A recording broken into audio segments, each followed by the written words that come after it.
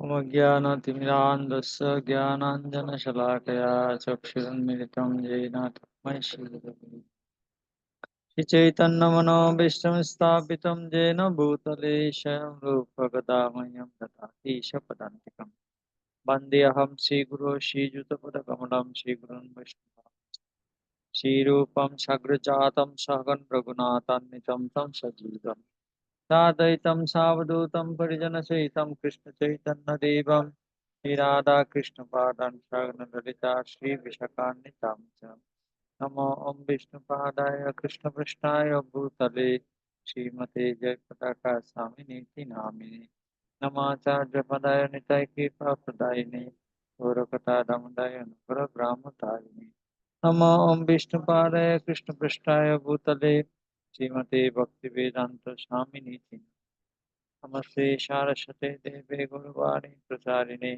निर्विशेष शून्यवादी पाश्चात्यदेशतारिणे वंदे श्रीकृष्ण चैतन्य नित्यानंद सहारित गौरदेव हे कृष्ण करुणा सिंधु दीनबंधु जगत्पते गोपेश गोपिका कांत राधा तप्त कांचन गौरांगे राधे वृंदावनेश्वरी विश्वानश्वरी नीलाचल निवासाय नित्याय परमात्मने भगवते श्रीमते भक्तिवेदांत देव। जय श्री कृष्ण चैतन्य प्रभु नित्यानंद श्री अद्वैत गदाधर शिवासादि गौरभक्तवृंद हरे कृष्ण कृष्ण कृष्ण हरे हरे हरे राम राम राम हरे हरे।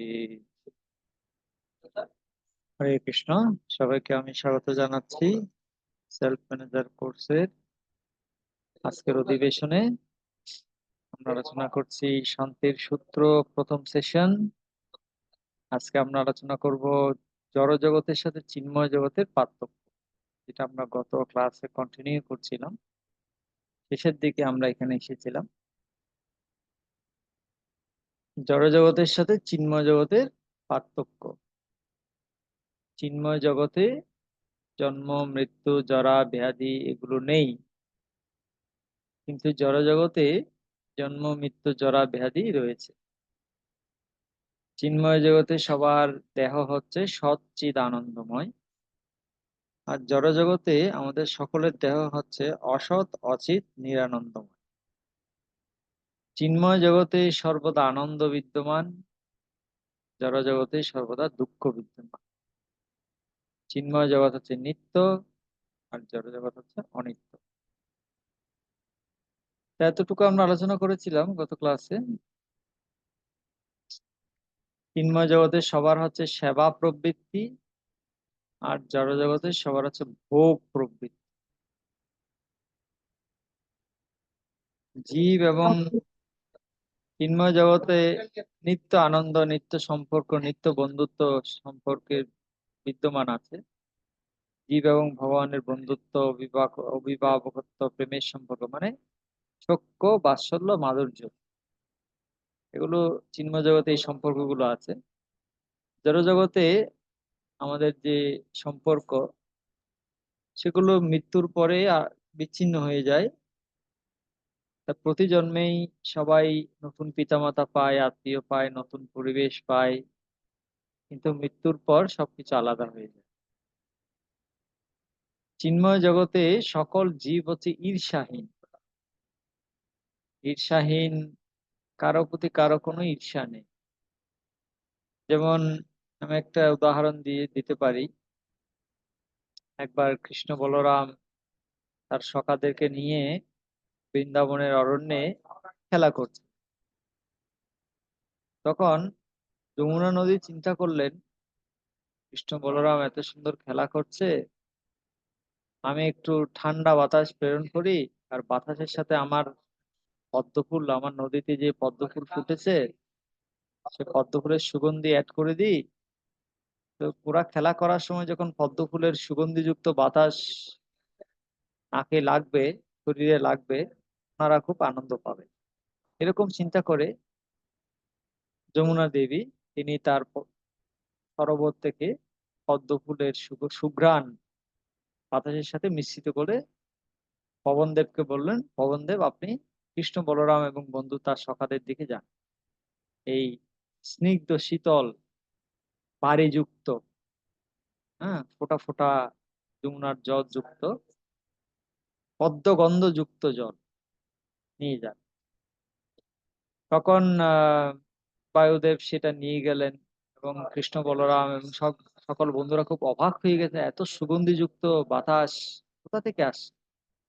তখন তারা সবাই মিলে বায়ু দেবতার প্রশংসা করতে লাগলো, পবনদেব কত ভালো, পবনদেব কত মহান, পবনদেব কত শ্রেষ্ঠ। পবনদেবের প্রশংসা করছে, কিন্তু যমুনা নদীর কোনো প্রশংসা করছে না, পদ্ম ফুলের কোনো প্রশংসা করছে না। কিন্তু যমুনা নদী কোনো কিছু মনে করছে না, বা কোনো ঈর্ষা নেই, বা কোনো ইগো তার কাজ করছে না, যে আমি পাঠালাম। পদ্ম ফুল চিন্তা করছে না যে আমার আমার সুঘ্রাণ দিয়ে বাতাস সুঘ্রাণ হলো, আর এখানে পবন দেবের প্রশংসা করা হচ্ছে, আমাদেরকে প্রশংসা করা হচ্ছে না, এরকম ভাবে চিন্তা করছে না। পদ্ম ফুলও চিন্তা করছে না, যমুনা নদীও চিন্তা করছে না, তারা ব্যাকগ্রাউন্ডে আছে, তাদেরকে দেখা যাচ্ছে না, কিন্তু তারা খুশি হয়েছে। কেন খুশি হয়েছেন? কারণ কৃষ্ণ খুশি হয়েছে। কৃষ্ণ খুশি হয়েছেন, তাই যমুনা নদীও খুশি হয়েছে, পদ্ম ফুলও খুশি হয়েছে। যদিও তাদেরকে প্রশংসা করা হচ্ছে না, তারপরেও তারা আনন্দে আছে, খুশি আছে। এইটা হচ্ছে চিন্ময় জগৎ। চিন্ময় জগতে সবাই দেয়ার মানসিকতায় আছে, সেখানে কোনো ঈর্ষা নেই, কে বড় কে ছোট, কে বেশি প্রশংসা পাচ্ছে, কে বেশি কম প্রশংসা পাচ্ছে, এরকম কোনো ব্যাপার চিন্ময় জগতে নেই। এটা হচ্ছে চিন্ময় জগতের বৈশিষ্ট্য। আর জড় জগতে সবাই হচ্ছে ঈর্ষা পরায়ণ। আধুনিক লোক ভগবানের সকল সম্পদ নিয়ে জঘন্য কিছু একটা তৈরি করছে। চিন্ময় জগৎ যেমন এক পাশে দেখছেন আপনি গাছপালা, আর এক পাশে গাছের স্টাইলে বিল্ডিং। হ্যাঁ, তো আধুনিক লোক ভগবানের সকল সম্পদ নিয়ে জঘন্য কিছু একটা তৈরি করছে। ভগবান কত সুন্দর প্রকৃতি তৈরি করেছেন, যেখানে বিশুদ্ধ পানি আছে, মুক্ত বাতাস আছে। আর বিজ্ঞানীরা সহজ সৃষ্টি করেছেন, যেখানে শব্দ দূষণ, বায়ু দূষণ, পানি দূষণ। Krishna never leaves the hand of a devotee. Krishna কখনো তার ভক্তের হাত ছেড়ে দেন না। পরম পিতা সর্বদা চান যে লোকেরা সুখে থাকুক, কিন্তু মানুষ নিজেই দুষ্ট কর্মের কারণে নিজের জীবনে নিজের ধ্বংস নিজে ডেকে আনে। ওই যে বইয়ে বলে যে পায়ে কুড়ুল মারা। হ্যাঁ, নিজের পায়ে নিজে কুড়ুল মারছে। ভগবানের কোনো দোষ নেই, ভগবান তো চায় সবাই সুখে থাকুক। জীব তো সুখে থাকতে চাচ্ছে না, তারা নিজের পায়ে নিজে কুড়ুল মারছে, খাল কেটে কুমির আনছে। ভগবান দুঃখ পাচ্ছেন, কষ্ট পাচ্ছেন জীবের দুঃখ দেখে, কিন্তু তিনি কিছু বলতেও পারছেন না। এ হচ্ছে অবস্থা। তা আমরা বুঝতে পারলাম যে যদি আমরা নিজ ইন্দ্রিয় তৃপ্তি বা ইন্দ্রিয় ভোগের জন্য ভগবানের সম্পদ ব্যবহার করি, তাহলে আমরা দুঃখ পাবো। আর তার মানে কি এটাই যে আমরা সবকিছু ত্যাগ করে হিমালয়ে গিয়ে তপস্যা করব? এখন আমরা কিছুই গ্রহণ করতে পারবো না, তাই সবকিছু ত্যাগ করে দিয়ে হিমালয়ে গিয়ে ঠান্ডা বরফের মধ্যে বসে তপস্যা করব, তাই তো নাকি? এরকম করব? দেখা যাক। আমাদের সামনে এখন দুটা পথ, তিনটা পথ। একটা পথ সোজা গেছে, আর একটা পথ বাঁয়ে গেছে, আর একটা পথ ডানে গেছে। বাঁয়ে যে পথটা গেছে সেটা হচ্ছে ভগবানের সম্পদ চুরি করা। ডানে যে পথটা গেছে সেটা হচ্ছে হিমালয়ে গিয়ে তপস্যা করা। আর সোজা পথ যেটা গেছে সেটা গেছে ভগবতামের দিকে, চিন্ময় জগতের দিকে। কারণ আমাদেরকে চয়েস করতে হবে আমরা কোন দিকে যাব। হ্যাঁ, আমরা কি চুরি করব ভগবানের সম্পদ, নাকি হিমালয় গিয়ে তপস্যা করব, নাকি ভগবানের কাছে ফিরে যাও? এটা আমাদেরকে চয়েস করতে হবে। চয়েস আমাদের।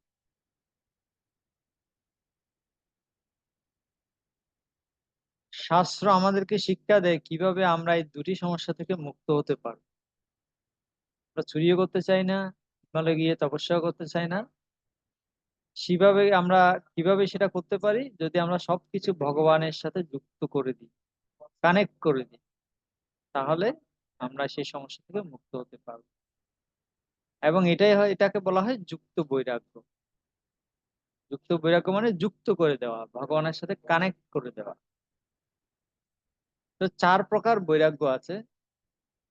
চার প্রকার বৈরাগ্য আছে। একটা হচ্ছে শ্মশান বৈরাগ্য, আর একটা হচ্ছে মর্কট বৈরাগ্য, আর একটা হচ্ছে ফল্গু বৈরাগ্য, আর একটা হচ্ছে যুক্ত বৈরাগ্য। আপনারা খাতায় লিখতে পারেন, আপনারা যারা উপস্থিত আছেন খাতায় লিখুন।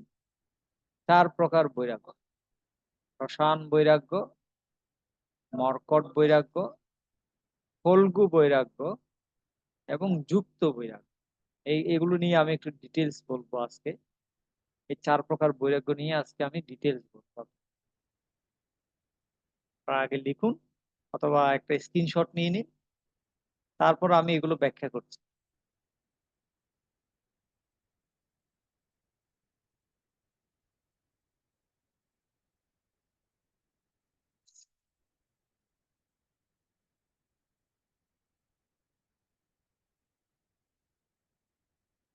ওকে, আশা করি লেখা হয়েছে। এবার আমরা একটা একটা ব্যাখ্যা করি। প্রথম প্রকার যে বৈরাগ্য তাকে বলা হয় শ্মশান বৈরাগ্য। শ্মশান বৈরাগ্য মানে কারো বাড়িতে যখন কেউ মারা যায়, তখন ওই বাড়ির সবাই মিলে কান্না করে, ও মা গো, তুমি চলে গেলে গো, তুমি ছাড়া কিভাবে থাকবো গো, অনেক কান্না করে। এবং যতক্ষণ শ্মশানে নিয়ে যায় কান্না করে, শ্মশানে পোড়ায় ততক্ষণ কান্না করে। পোড়ানো যখন শেষ হয়ে যায়, হ্যাঁ, পোড়ানোর সময় অনেকে গান বাজায়। হ্যাঁ, শ্মশানে নিয়ে যাওয়ার সময় গান বাজায়, মাটির দেহ মাটি হবে, পুড়ে হবে ছাই, এ দেহ পচা দেহ, গৌরব কিসের ভাই। হ্যাঁ, এরকম অনেক গান বাজায়। আর গানগুলো শুনে দুঃখ আরো, কান্না আরো বেড়ে যায়। কিন্তু যখন পুড়িয়ে ফেলে এবং পুড়িয়ে ফেলার পরে ঘরে চলে আসে, তখন আর সেই কান্না টান্না আর থাকে না, সবকিছু ভুলে যায়।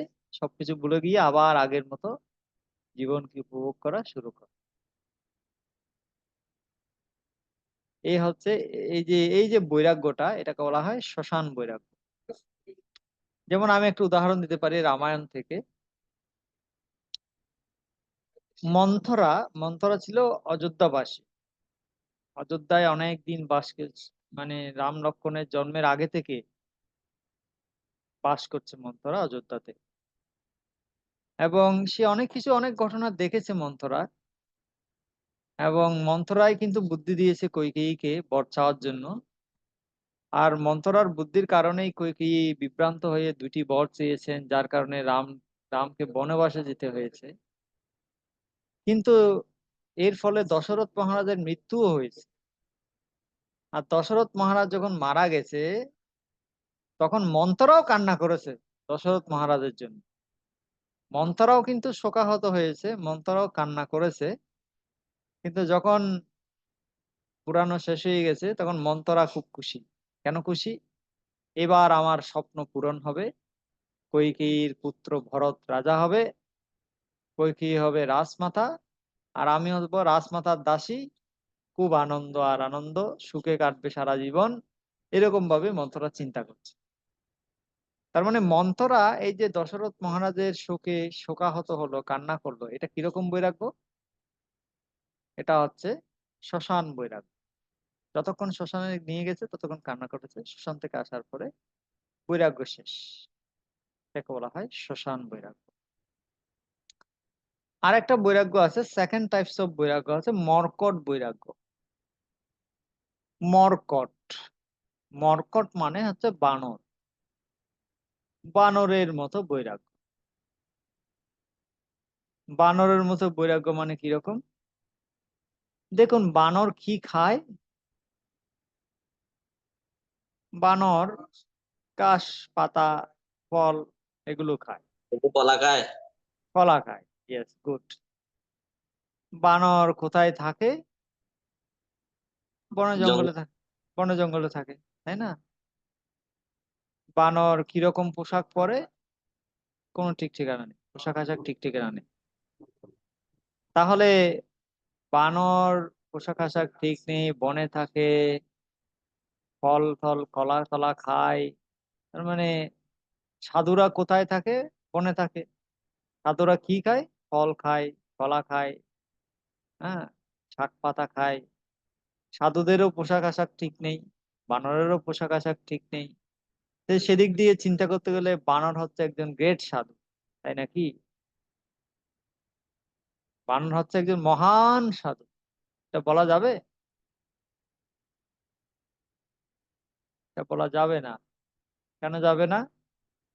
কারণ বানর যদিও সবকিছু সাধুর মতো করছে, কিন্তু সে আসলে কি করছে, দিনের বেলা বা রাতের বেলা অনেক মহিলা বান্ধবীর সঙ্গ করছে।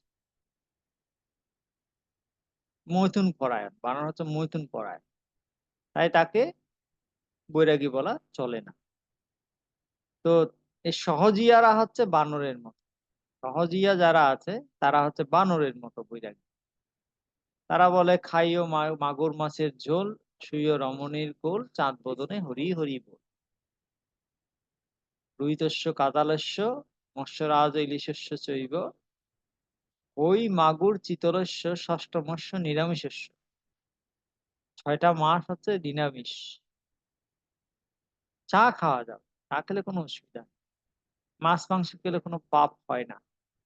মাছ মাংস ভোগ লাগায় ভগবানকে, চা ভোগ লাগায় ভগবানকে, এই সহজিয়ারা। রামায়ণে আমরা এরকম দেখতে পাই, এই বনকট বৈরাগী, যেমন রাবণ। রাবণ হচ্ছে মর্কট বৈরাগী। সে সাধুর বেশ ধরে গিয়েছে সীতা দেবীর কাছে ভিক্ষা চাইতে। ভিক্ষা চাইতে গিয়েছে, বলছে আমাকে ভিক্ষা দিন, ভিক্ষাং দেহি। সীতা দেবী বিশ্বাস করে ভিক্ষা দিতে গেছে। আর যখন ভিক্ষা দিতে লক্ষণ রেখা ক্রস করেছে, সীতাকে অপহরণ করে নিয়ে। তার মানে বেশটা হচ্ছে সাধুর, কিন্তু ভিতরে হচ্ছে ভোগের বাসনা। এদেরকে বলা হয় মর্কট বৈরাগ্য। 3 নম্বর বৈরাগ্য হচ্ছে ফল্গু বৈরাগ্য। ফল্গু বৈরাগ্য মানে কি? প্রাপঞ্চিকতয়া বুদ্ধা হরি সম্বন্ধী বস্তু ন, মুমুক্ষুবি পরিত্যাগ বৈরাগ্যম ফল্গুকত্বতে। যে এই জগতে যা কিছু আছে সবকিছুর সাথে সাথে ভগবানের একটা সম্পর্ক আছে, এটা না জেনে যারা ভগবানের সম্পদকে ত্যাগ করে তাদেরকে বলা হয় ফল্গু বৈরাগ্য। তো রাবণের ক্ষেত্রে কি হয়েছিল, সে রামকে বাদ দিয়ে সীতাকে চেয়েছিল, শক্তিমানকে বাদ দিয়ে শক্তিকে চেয়েছিল। তাই তাকে বলা হয় মর্কট বৈরাগী। মর্কট বৈরাগীরা শক্তিমানকে বাদ দিয়ে শক্তিকে চায়, কৃষ্ণকে বাদ দিয়ে রাধাকে পেতে চায়।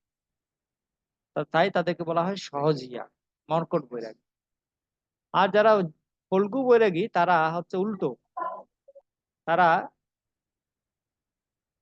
সীতাকে বাদ দিয়ে রামকে পেতে চায়, সীতাকে চায় না, রামকে চায়, শুধু রামকে চায়। এরা হচ্ছে কারা? মায়াবাদীরা। মায়াবাদীরা মায়াবাদীরা শুধু কৃষ্ণকে চায়, রাধাকে চায় না। মায়াবাদীদের মন্দিরে কৃষ্ণের বিগ্রহ থাকে, কিন্তু রাধার বিগ্রহ থাকে না। তারা রাধাকে ভোগ করতে চায়, তারা রাধাকে এনজয় করতে চায়, সীতাকে মেরে ফেলতে চায়। যেমন যেমন আমরা রামায়ণ থেকে উদাহরণ দিতে পারি সুপর্ণখা, রাবণের বোন সুপর্ণখা। সুপর্ণখা যখন রামকে বিয়ে করার প্রস্তাব দিল, রাম বিয়ে করতে রাজি হলো না, লক্ষ্মণের কাছে গেল, লক্ষ্মণও রাজি হলো না। এবং সুপর্ণখা চিন্তা করলো সীতাকে মেরে ফেললে এরা রাজি হবে, সীতাকে মারতে গেল। সে মনে করলো সীতাকে মারলে সমস্যা সমাধান। এই হচ্ছে, সীতাকে চায় না, রামকে চায়, শুধু রামকে চায়, সীতাকে বাদ দিয়ে। তাকে বলা হয় ফল্গু বৈরাগ্য। সীতা হচ্ছে শক্তি, রাম হচ্ছে শক্তিমান। তো যারা শক্তিকে বাদ দিয়ে শুধু শক্তিমানকে চায়, যারা মায়াবাদী, তাদেরকে বলা হয় ফল্গু বৈরাগ্য। ফল্গু বৈরাগ্য। আর চতুর্থ প্রকার বৈরাগ্যকে বলা হয় যুক্ত বৈরাগ্য। যুক্ত বৈরাগ্য মানে কি? অনাসক্তস্য বিষয়ান যথার্হম উপযুঞ্জত, নির্বন্ধে কৃষ্ণ সম্বন্ধে যুক্তম বৈরাগ্য মুচ্যতে। মানে কি? যে তারা বিষয়গুলোকে মায়া বলে মনে করে না। হ্যাঁ, টাকা মায়া, বাড়ি মায়া, ঘর মায়া, পয়সা মায়া, স্ত্রীলোক মায়া, কোনো কিছুর সাথে থাকবো না, ধরবো না, ছুবো না, খাবো না, হিমালয়ে গিয়ে তপস্যা করব, একা একা নিজের মুক্তি সাধন করব। এটাকে বলা হয় মায়াবাদী। এটা তো মায়াবাদী। নেতি নেতি নেতি নেতি নেতি নেতি। এরা তো মায়াবাদী, এটা হচ্ছে ফল্গু বৈরাগ্য। কিন্তু যুক্ত বৈরাগীরা জানেন যে কোনো কিছুই মায়া নয়, সবকিছুই হচ্ছে কৃষ্ণের শক্তি।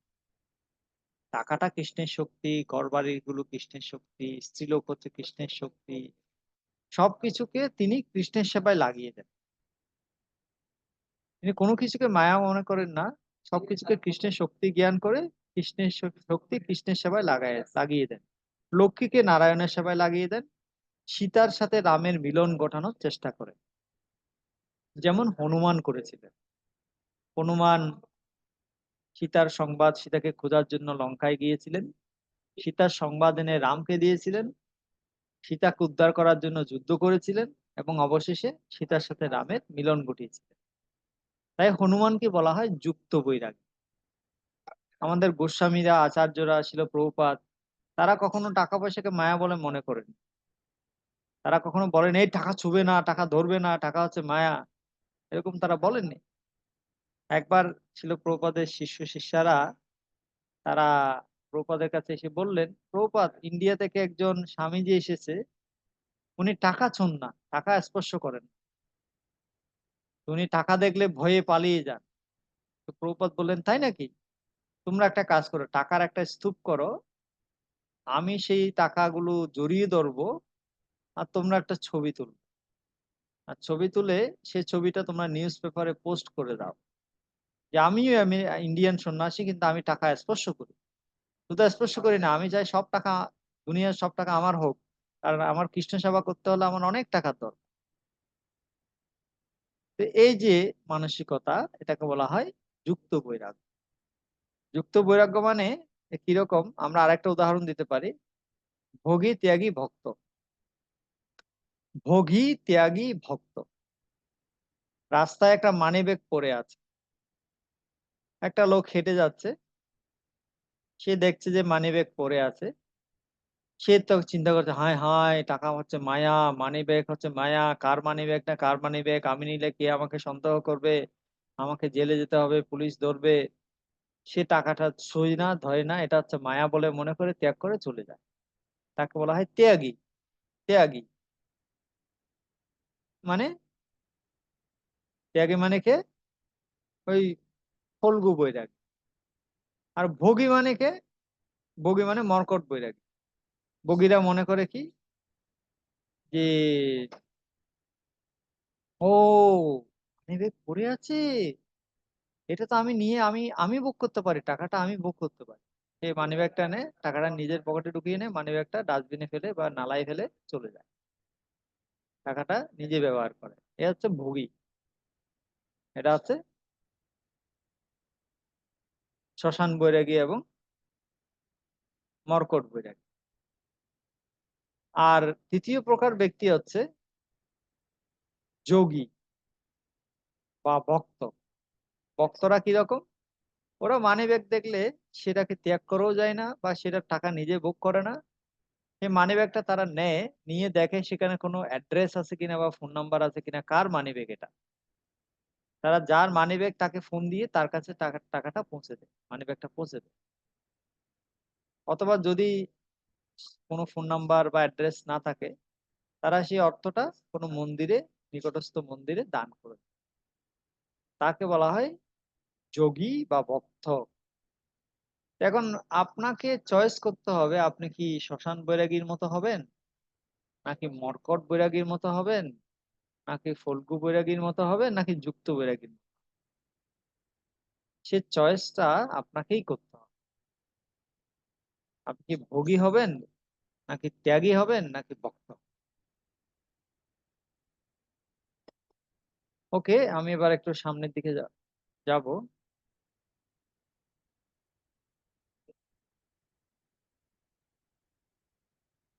এটা আমরা বলে দিয়েছি, ভোগী ত্যাগী ভক্ত মানিবেগের উদাহরণ বলে দিয়েছি। তো প্রথম এখানে একটা লোককে দেখছেন, পাগল, পাগল লোক রাস্তায় দাঁড়িয়ে আছে, ভূতের মতো লাগছে। তো প্রথমে আমাদেরকে বুঝতে হবে যে কোনো কিছুই আমাদের নয়।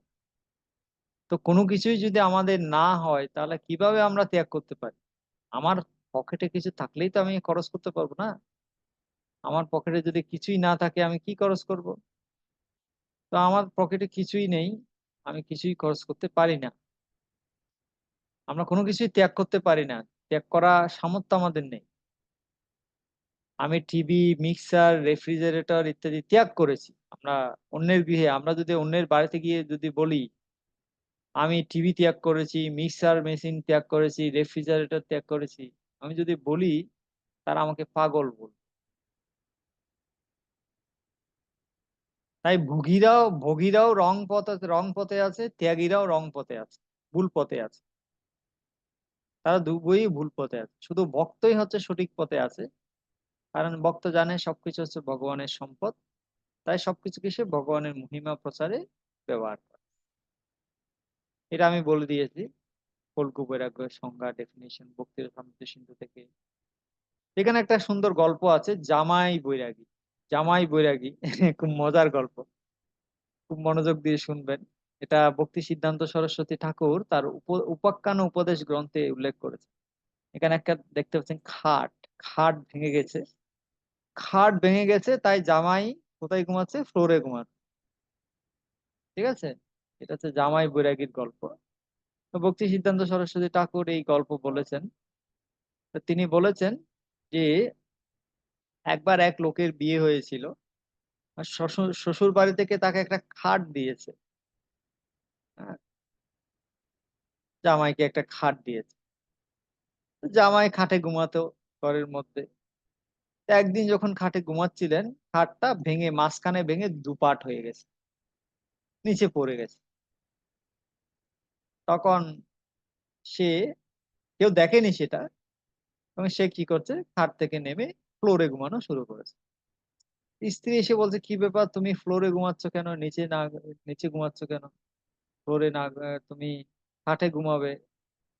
তখন জামাই মহাশয় মানে একটা বৈরাগ্যের একটা ভান ধরেছে।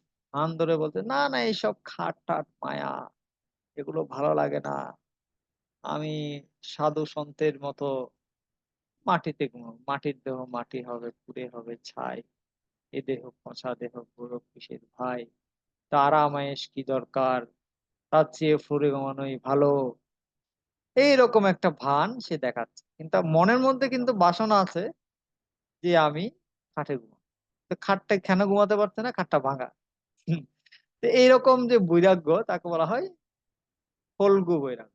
মনে বাসনা আছে কিন্তু উপরে ভাব দেখাচ্ছে আমরা, আমরা বৈরাগী, বৈরাগী। তো এই গল্পটাকে বলা হয় জামাই বৈরাগীর গল্প। ঠিক আছে।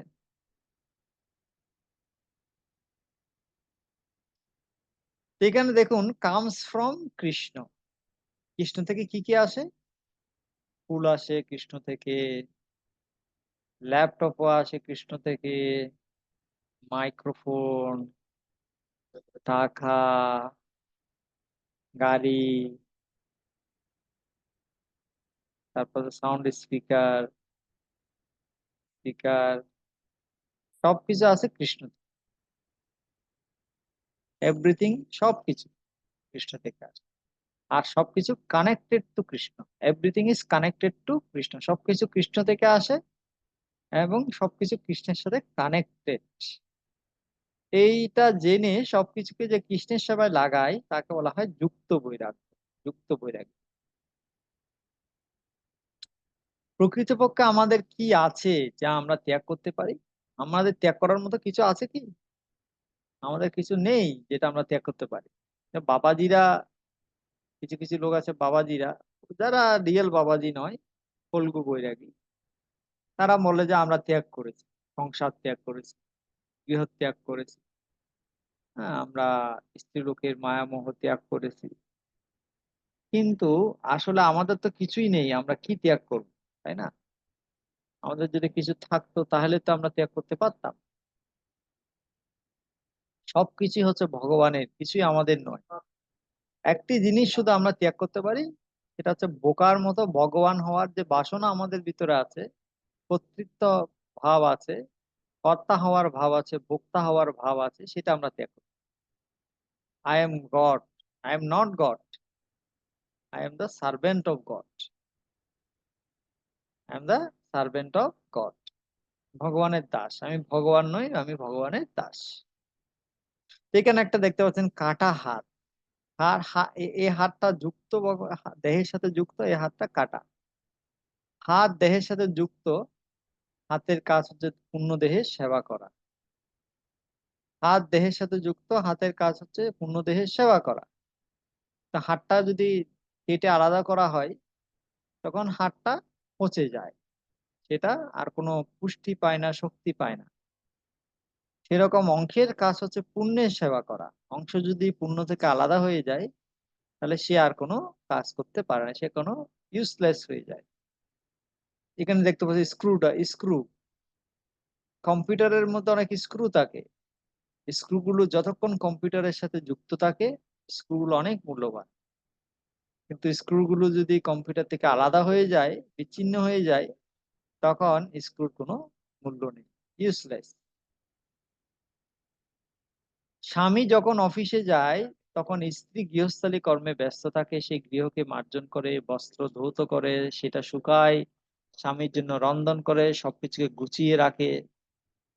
স্বামী গৃহে ফিরে এলে স্ত্রীর সেবায় খুব সন্তুষ্ট হয় এবং তার প্রশংসা করে। তাহলে কে সুখী হয়? এভাবে কে সুখী হয়? স্বামীও সুখী হয়, স্ত্রীও সুখী হয়, দুজনেই সুখী হয়, এবং এর ফলে সন্তানও সুখী হয়।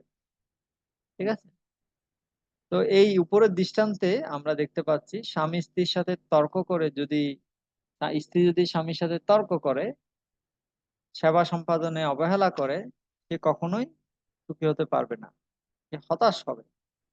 আমরা ভগবানের নিত্য অবিচ্ছেদ্য অংশ, তাকে সেবা করলেই আমরা সুখী হতে পারি। আর আমরা যদি তার সেবা না করে তার সাথে ঝগড়া বিবাদ করি, তাহলে আমরা কখনোই সুখী হতে পারি না। বীজম মাম সর্বভূতানাং বিদ্ধি পার্থ সনাতনম বুদ্ধির বুদ্ধিমতামস্মি তেজস্তেজস্বী নামহম। কৃষ্ণ বলছেন সবকিছুর আমি হচ্ছে বীজ, আমি সনাতন। হে পার্থ, আমাকে সনাতন কারণ বলে জানবে। আমি হচ্ছে বুদ্ধিমানদের বুদ্ধি, এবং তেজস্বী ব্যক্তিদের আমি হচ্ছে তেজ। বলম বলবতাম চাহম কাম রাগ বিবর্জিতম ধর্ম অবিরুদ্ধ ভূতেষু কামস্মি ভরতর্ষভ। যে হে ভরতর্ষভ, আমি বলবানের কাম এবং রাগ বিবর্জিত বল। বলবানদের বলটাও আমি। কোন বলটা? যে বলটা কাম এবং রাগ বিবর্জিত বল। আর কামটাও আমি। কোন কামটা? যেটা ধর্মের অবিরোধী কাম। ধর্মের বিরোধী কামটা আমি নই। কৃষ্ণ বলছেন ধর্মের বিরোধী কামটা আমি নই, ধর্মের অবিরোধী কামটা আমি।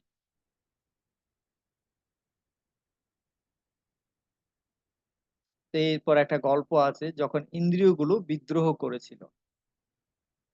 আমরা বই থেকে এটা পড়াবো। আমি বই বই খুলছি আপনাদের আপনাদের জন্য।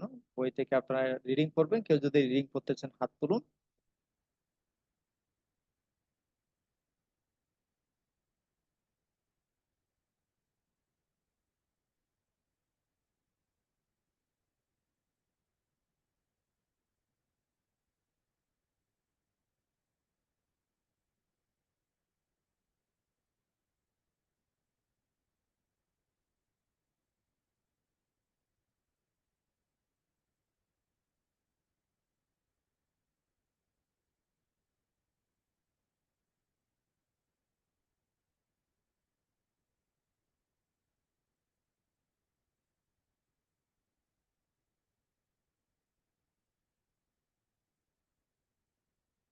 হ্যাঁ, পাওয়া গেছে।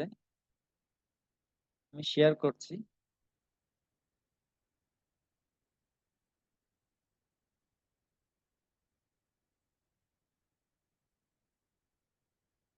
এই যে পঞ্চতন্ত্র গল্প, যখন ইন্দ্রিয়গুলো বিদ্রোহ করেছিল। শ্রীকান্ত প্রভু পড়ুন। যখন ইন্দ্রিয়গুলি বিদ্রোহ করেছিল, পঞ্চতন্ত্র গল্প।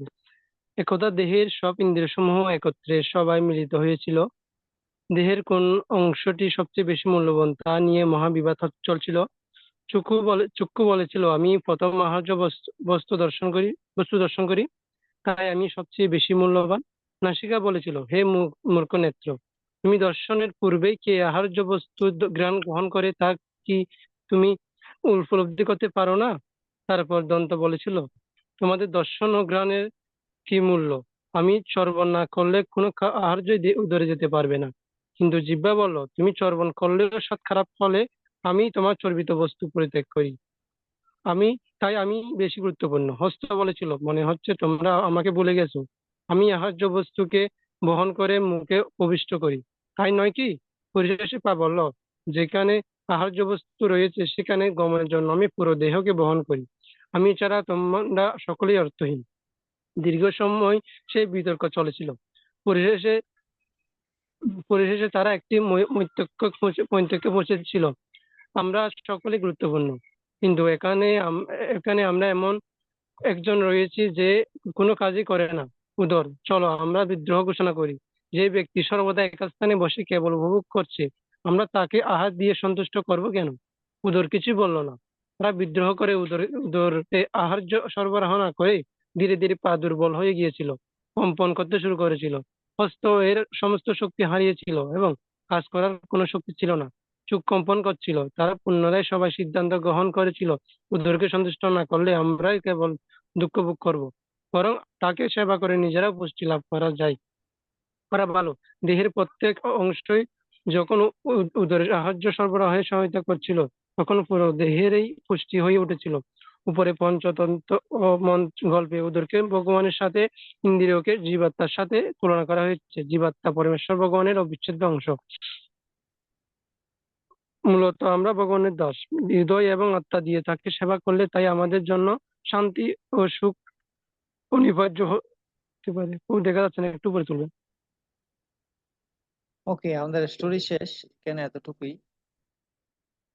তো আমরা এতক্ষণ দেখলাম পঞ্চতন্ত্র গল্প থেকে যখন ইন্দ্রিয়গুলো বিদ্রোহ ঘোষণা করেছিল।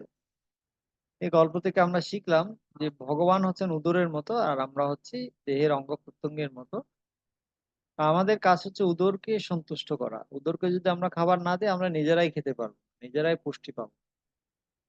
আমরা যদি ভগবানের সেবা না করি, আমরা তৃপ্ত হতে পারবো, সুস্থ হতে পারবো।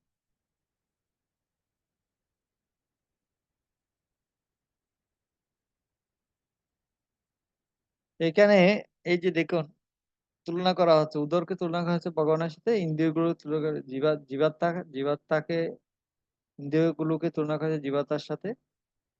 আর ইন্দ্রিয়গুলো হচ্ছে উদরের দাস, জীবাত্মা হচ্ছে ভগবানের দাস।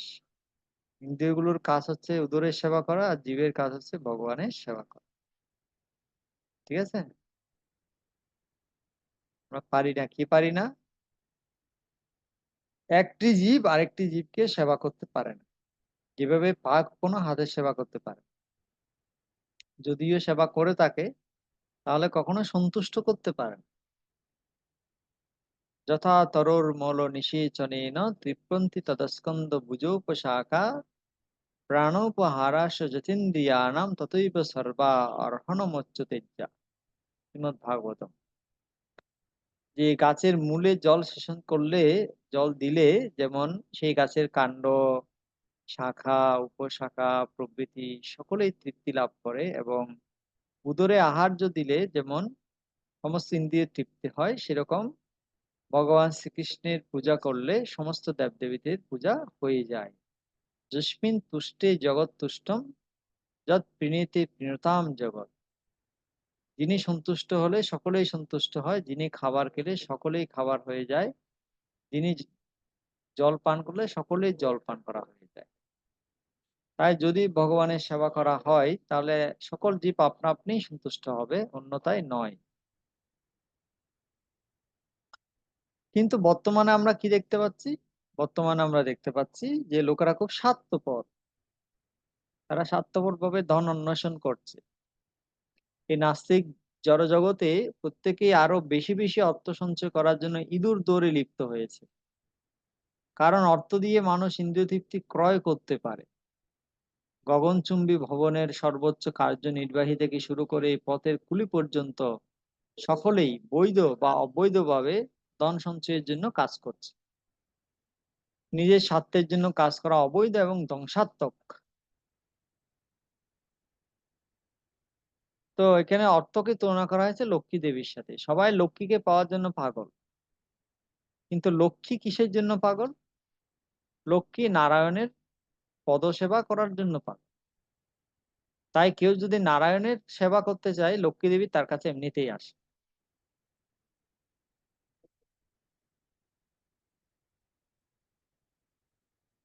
এখানে দেখুন, একটা লোক টাকা টাকাকে তুলনা করা হয়েছে ফাঁদের সাথে, আর মানুষকে তুলনা করা হয়েছে ইঁদুরের সাথে।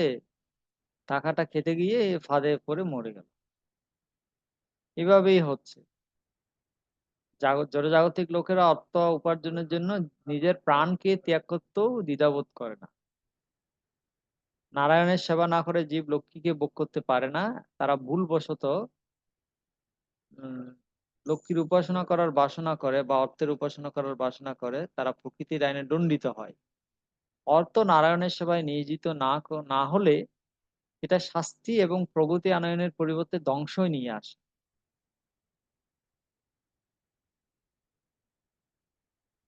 যেমন উদাহরণ হচ্ছে রাবণ। রাবণ সে রামকে বাদ দিয়ে সীতাকে চেয়েছিল, সীতা মাতাকে অপহরণ করে লঙ্কায় নিয়ে উপভোগ করতে চেয়েছিল, যেটার কারণে সে সবংশে ধ্বংস হয়ে গিয়েছিল। আর হনুমান কি করলো? হনুমান ভগবানের অন্তরঙ্গ সেবক।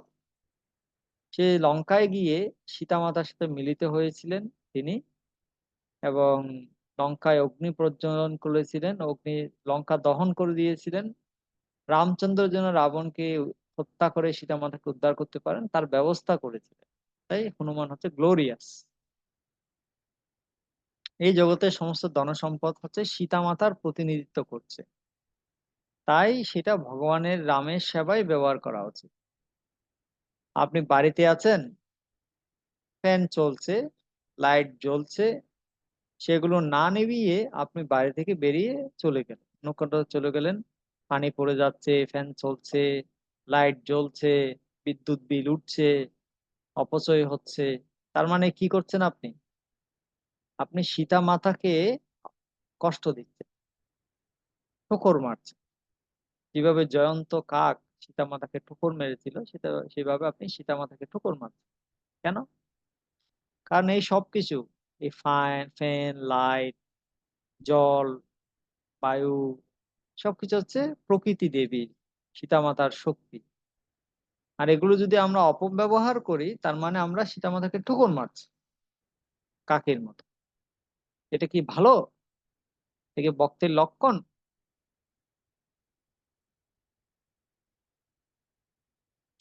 আর যারা হনুমানের মতো ভক্ত, তারা সবকিছুকে ভগবানের সেবায় নিয়োজিত করে, অন্যদেরকেও সেটা করতে উৎসাহিত করেন। এখানে শিল প্রভুপাদের ছবি দেওয়া হয়েছে হনুমানের পাশে। হনুমান যেমন সীতারামকে মিলিত করেছিলেন, সেরকম শিল প্রভুপাদও সমস্ত লক্ষ্মীগুলো, সেটা টাকা হোক বা মাতাজিদের হোক, সবাইকে তিনি ভগবানের সেবা করতে উৎসাহ দিয়েছেন। হনুমান যেমন সাগর পাড়ে দিয়ে গিয়েছিলেন লঙ্কাতে, ছিল প্রভুপাদও সাগর পাড়ে দিয়ে গিয়েছিলেন আমেরিকাতে। হনুমান যেমন লঙ্কায় যাওয়ার সময় অনেক বাধার সম্মুখীন হয়েছিলেন, প্রভুপাদও আমেরিকা যাওয়ার সময় অনেক বাধার সম্মুখীন হয়েছিলেন। হার্ট অ্যাটাক হয়েছিল, টাকা পয়সা ছিল না, কোথায় থাকবেন, কি খাবেন, কিচ্ছু জানতেন না।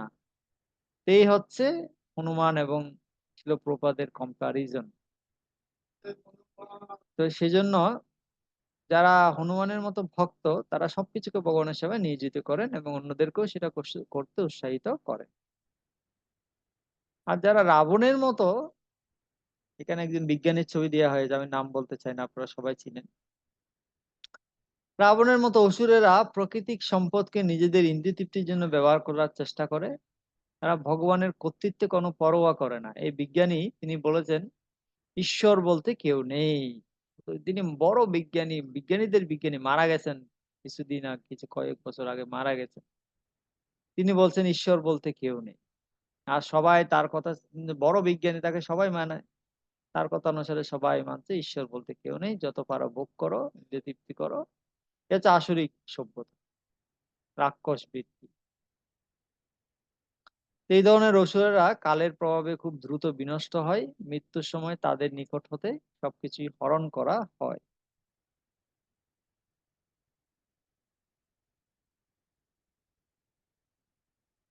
প্রকৃতির আইন আমাদেরকে ভরণ পোষণের জন্য প্রয়োজনীয় অর্থের বেশি গ্রহণ করতে অনুমোদন দেয় না। প্রত্যেক জীবকে তার জন্য পর্যাপ্ত আহার এবং আশ্রয় প্রদানের জন্য প্রকৃতির আইনের দ্বারা পর্যাপ্ত ব্যবস্থা করা হয়। কিন্তু মানুষের অদম্য কাম বাসনা তার জীবজনির সকল জীবজনির জীবনের জন্য সর্বশক্তিমান পিতা দ্বারা স্থাপিত এই আয়োজনে বাধা সৃষ্টি করে। ওই যে একটা মহাত্মা গান্ধী বলেছিলেন না, god has provided everything for your need, not for your grid. আপনার যা কিছু প্রয়োজন ভগবান সেটা প্রকৃতিতে দিয়েছেন, কিন্তু আপনার লোভের জন্য যা কিছু দরকার ভগবান ততটা দেননি। তো আমাদের প্রয়োজন থাকতেই পারে, প্রয়োজনের জন্য ভগবান অবশ্যই ব্যবস্থা করেছেন, কিন্তু কেউ যদি লোভে পড়ে, লোভ করে, সেটা তো ভগবানের পক্ষে সম্ভব না, কারো পক্ষে সম্ভব না।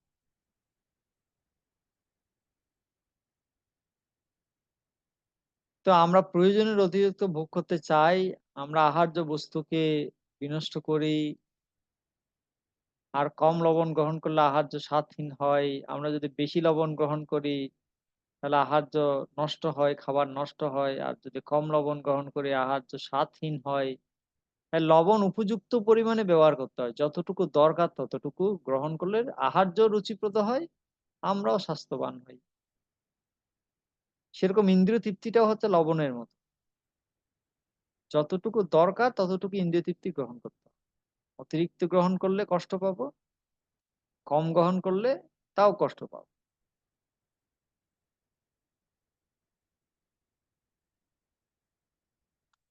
মানুষের অবৈধ বাসনার অনুপাতে চিকিৎসক, আইনজীবী, ট্যাক্স কালেক্টর, কর সংগ্রাহক প্রভৃতি মায়ার প্রতিনিধিরা তাদের সঞ্চিত অর্থ হরণ করে। মানুষের অবৈধ বাসনা আছে এবং সে কারণে চিকিৎসকেরা তারা মানুষের এই অবৈধ অর্থ, সঞ্চিত অর্থ হরণ করছে, আইনজীবীরা সঞ্চিত অর্থ হরণ করছে, ট্যাক্স কালেক্টররা সঞ্চিত অর্থ হরণ করছে। তো ভগবান শ্রীকৃষ্ণ ভগবদ গীতায় বলেছেন, ইন্দ্রিয় তৃপ্তির আনন্দ সকল দুঃখের উৎস। এই আনন্দ ক্ষণস্থায়ী। প্রকৃত যোগীরা ইন্দ্রিয় সুখের প্রতি আকৃষ্ট হন না, কারণ সেটা বারংবার জন্ম মৃত্যুর কারণ। যে হি সংস্পর্শজা ভোগা দুঃখ যৌন এবতে আদি অন্ত বন্ত কন্তেয় ন তেষু রমতেই বুধঃ। এখানে দেখুন, একটা ইঁদুর ট্র্যাপের মধ্যে একটা খাবার দিয়েছে, ফাঁদ পেতে খাবার দিয়েছে, খাবারটা খাচ্ছে, আর খেতে গিয়ে কি করছে দেখুন, সে আটকে যাচ্ছে, সে আটকে গিয়ে মারা পড়েছে। আমাদের অবস্থা হয়েছে এরকম, আমরা এই ইন্দ্রিয় তৃপ্তি করতে গিয়ে ট্র্যাপে পড়ে, ফাঁদে পড়ে আমরা মারা যাচ্ছি, এটা থেকে বেরোতেও পারছি না।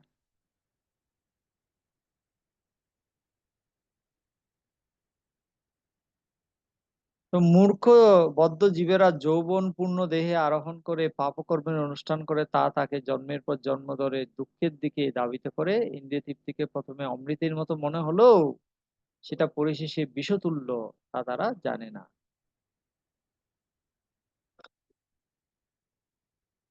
জড় আসক্তি মানে অন্তহীন জড় বন্ধন। এখানে একটা ইনফিনিট সাইন আছে, ইনফিনিট সাইন, ইনফিনিট সাইন মানে অন্তহীন জড় বন্ধন। জড় আসক্তি মানে অন্তহীন জড় বন্ধন। উদাহরণস্বরূপ বলা হচ্ছে, কারোই বরাদ্দের বেশি আহার করা উচিত নয়। যতটুকু আপনার বরাদ্দ আছে ততটুকু ততটুকু আহার করুন, এর থেকে বেশি আহার করবেন না। কেউ যখন অনিয়ন্ত্রিতভাবে প্রচুর দামি আহার্য গ্রহণে আসক্ত হয়, সে তখন অত্যাহারের কারণে ব্যাধির ক্লেশ ভোগ করে। যত ভোগ তত রোগ। Don't take more than you need. এই কথাটা আপনারা লিখে রাখতে পারেন খাতায়। Don't take more than you need. Sticker করে দেয়ালে লাগিয়ে দিতে পারেন বা টেবিলে লাগিয়ে দিতে পারেন। Don't take more than you need. আপনার যা কিছু দরকার তার চেয়ে বেশি নিবেন না, প্রয়োজনের অতিরিক্ত গ্রহণ করবেন না। Don't take more than you need. Okay, আমাদের প্রথম সেশন এখানে সমাপ্ত। তো হরে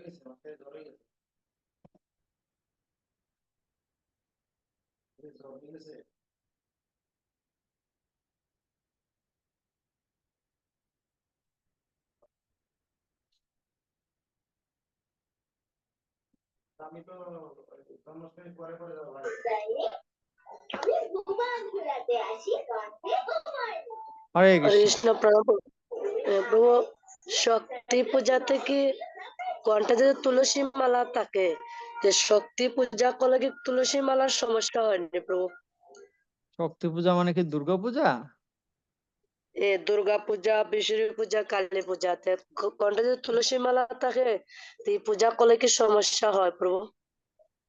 না, ভক্তরা তো সাধারণত দেবদেবী পূজা করে না। না, ভক্তরা ছাড়া অন্য একজন প্রশ্ন করছিলাম, তো উনি আমার এই কথাটা বলছে যে শক্তি পূজাতে কণ্ঠের মালা তুলসী থাকলে সমস্যা হয়, এই জন্য আমি এটা জানতে চাইতেছি প্রভু। সমস্যা তো হবেই, কারণ ভক্ত কণ্ঠিমালা আছে মানে সে ভক্ত, আর ভক্ত মানে সে দেবদেবী পূজা করবে না। আর ভক্ত তারা যারা করে প্রভু, কণ্ঠে তুলসী মালা থাকে তারপরে তারা সেবা করে। সেটা তাদের ব্যাপার, তাদের কর্মফল তারা ভোগ করবে, এটা নিয়ে আমাদের চিন্তা করার কিছু নেই।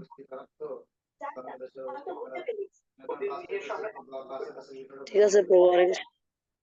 চৈতন্য নিতাই প্রভু।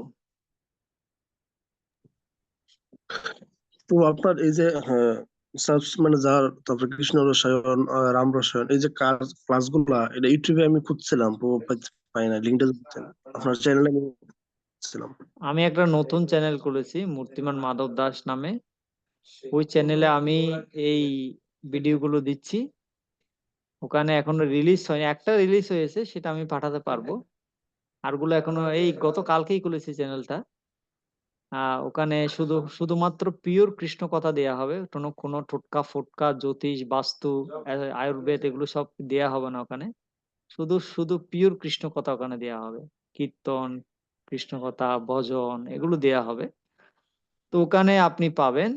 আমি একটা যেই ভিডিওটা রিলিজ হয়েছে সেটার লিংক আপনাকে পাঠিয়ে দেব, সেই চ্যানেলটা আপনি সাবস্ক্রাইব করে রাখবেন। আর আর এখন যেটা আছে মাধব বাণী, ওটা কি থাকবে না? ওটাও থাকবে, ওটাও থাকবে। আচ্ছা, তো একটা প্রশ্ন হলো যে ঈর্ষা আর দেশ, এর মধ্যে পার্থক্যটা কি? এটা কি একই জিনিস না পার্থক্য আছে? পার্থক্য আছে, পার্থক্য আছে। দেশ মানে বিদ্বেষ, মানে আমার ভালো লাগছে না, আমি গ্রহণ করব না। যেমন ঠান্ডাটা আমার ভালো লাগছে না, আমি খাবো না। গরমটা আমার ভালো লাগছে না, আমি খাবো না। এটা হচ্ছে দেশ। আর ঈর্ষা মানে অন্যের উন্নতি দেখে সহ্য করতে না পারা। ও আমার থেকে বড় হয়ে যাচ্ছে, আমার আমার পরে এসে আগে দীক্ষা পেয়ে যাচ্ছে, আমার পরে এসে আগে ব্রাহ্মণ দীক্ষা পেয়ে যাচ্ছে, গুরু হয়ে যাচ্ছে। এটা হচ্ছে পরশ্রী কাতরতা। এটা হচ্ছে ঈর্ষা, হিংসা, মাৎসর্য। ঠিক আছে। তাহলে দেশটা কি ঈর্ষার চেয়ে কম?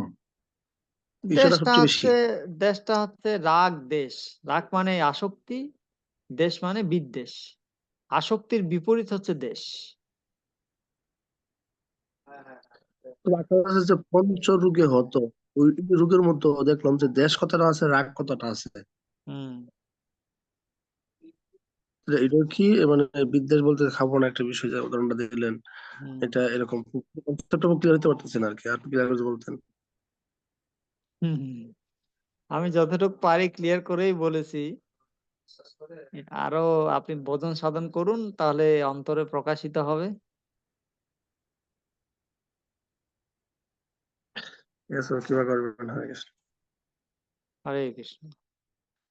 তো আমাদের এই সেলফ ম্যানেজার বইতেও কিছু প্রশ্নোত্তর আছে। ক্লাসের পরে প্রত্যেকটা অধ্যায়ের পরে কিছু গীতার উপর এবং অধ্যায়ের উপর প্রশ্ন আছে, যেগুলোর উত্তর লিখতে হয়।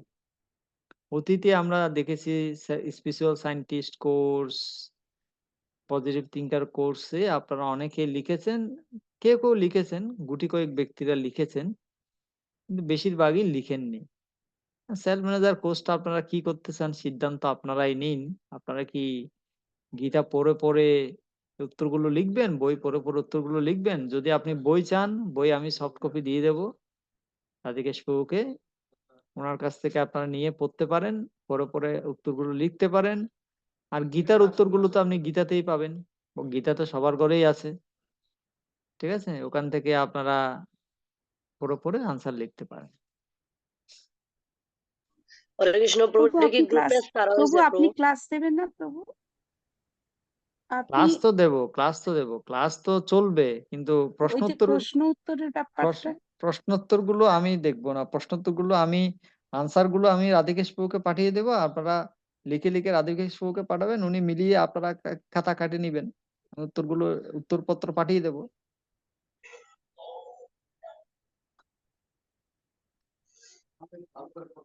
এটা কি পুরো গীতাটার উপর থাকবে প্রশ্ন? হ্যাঁ, পুরো গীতার উপর থাকবে না, সবগুলো শ্লোকের উপর থাকবে না, এখানে চ্যাপ্টারের সাথে যেগুলো রিলেটেড সেগুলো থাকবে, যেগুলো আমরা আলোচনা করছি এগুলোর সাথে রিলেটেড প্রশ্নগুলো থাকবে, শ্লোকগুলো থাকবে।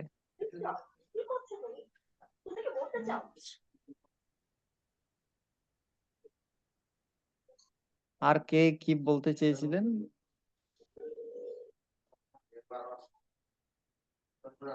বলছি প্রভু, এটা কি গ্রুপে ছাড়া হবে না? বলুন বলুন। প্রশ্নগুলো কোথায় পাবো? হ্যাঁ, প্রণাম। প্রশ্নগুলো কোথায় পাবো? প্রশ্নগুলো আমাদের বই আছে, বইতে পাবেন, সফট কপি বই দিয়ে দেবো। আমাকে বলবেন, রাধিকেশ বাবুকে বলবেন আমাকে বলার জন্য, আমি মেইলে পাঠিয়ে দেবো, বা উনি গ্রুপে শেয়ার করেও দিতে পারি। সেখান থেকে আপনারা ডাউনলোড করে নিয়ে সেখান থেকে আপনারা প্রশ্নগুলো পেয়ে যাবেন। প্রশ্নগুলো প্রত্যেকটা চ্যাপ্টারের শেষে প্রশ্নগুলো আছে, সেগুলো পড়ে পড়ে আনসার লিখবেন।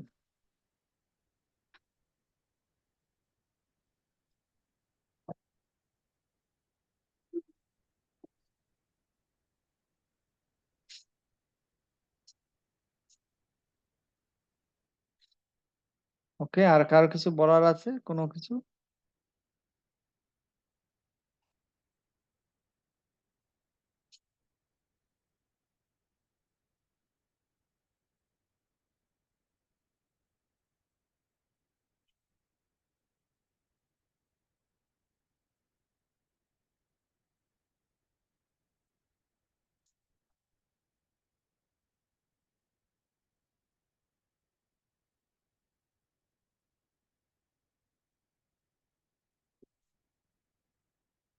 ঠিক আছে, তাহলে আমরা এখানে শেষ করছি, সবাই ভালো থাকুন।